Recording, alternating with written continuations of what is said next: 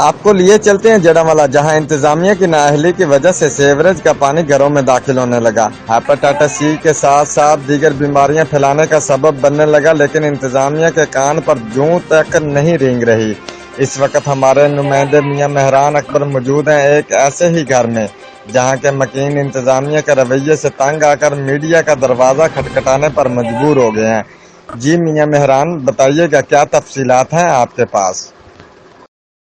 جڑامالہ جہاں سیوریج کا پانی گھروں میں داخل ہونے لگا، ایک تو کورونا نہیں جان چھوڑ رہی، دوسرا پانی کا سیوریج کا پانی بیماری کا شکار بن رہا۔ آئیے گھر والے میرے پاس موجود ہیں، ان سے پوچھتے ہیں یہ کیا کہنا چاہتے ہیں۔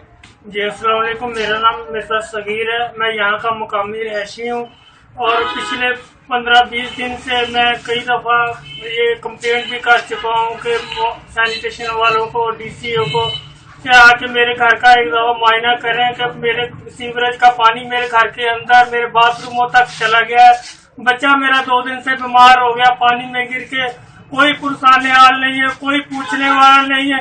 اگر آپ باہر کا جائزہ لیں تو تجاوزات اتنی بڑھ چکی ہیں، انہوں نے سیوریج کو اس طرح کور کیا ہوا ہے، کوئی سیوریج کو نکالنے والا نہیں ہے۔ اگر سینیٹیشن ٹیمیں آتی ہیں وہ دکانداروں سے 150 لے کے اس ایریے کو ایسے ہی چھوڑ کے چلی جاتی ہیں، کوئی پراپر پانی نہیں نکل رہا، سارا پانی جو ہے سارا میرے گھر میں ہے۔